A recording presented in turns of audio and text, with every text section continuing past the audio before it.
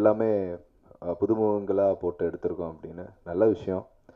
புதுமுகங்களாக போட்டு எடுக்கும்போது நம்ம கரெக்டான ஒரு அசம்பிள் பண்ணி அட்லீஸ்ட் ரிலீஸ் பண்ணுறதாச்சும் ஒரு நல்ல பேனர் ரீச் பண்ணி நம்ம பண்ணோன்னா சார், பேசிக்காக என்ன ஆகும் அப்படின்னா உங்களுக்கு நல்ல சோர்ஸ் கிடைக்கும்.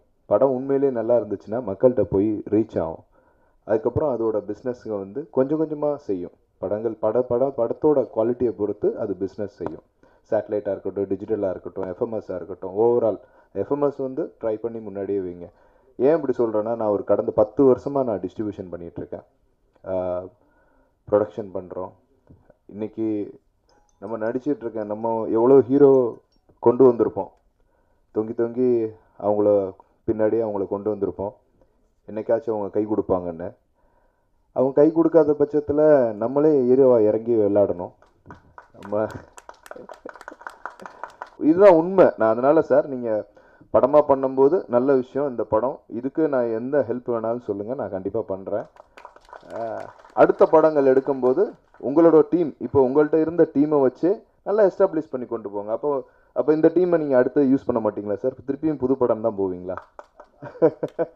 டைரக்டர் எங்கள் அப்பா, இவர் வந்து கிட்டத்தட்ட ஒரு 20-25 வருஷமாக நான் பார்த்துக்கிட்டு இருக்கேன் சினி ஃபீல்டில்.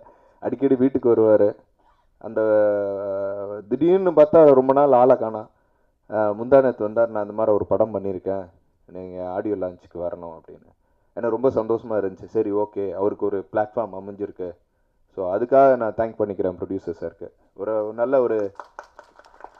நல்ல ஒரு டைரக்டர் முனுசாமி. பாவம் ரொம்ப கஷ்டப்பட்டுருக்காரு. இந்த நம்ம கேமராமேன் சொன்ன மாதிரி கோடம்பாக்கத்தில் வந்தால் எல்லா டீ கடையில் போய் டீ குடிச்சிருக்கேன், யாரும் சான்ஸ் கொடுத்தது கிடையாது அப்படின்னு. இன்றைக்கி அதான் நான் சைக்காட்ரிஸ்ட்டை பேசும்போது அதான் சொன்னேன், உங்களுக்கு என்ன தேவையோ அதை மட்டும் பேப்பரில் நீங்கள் பாருங்கள் அப்படின்னு. அதை தான் நம்ம பார்ப்போம்.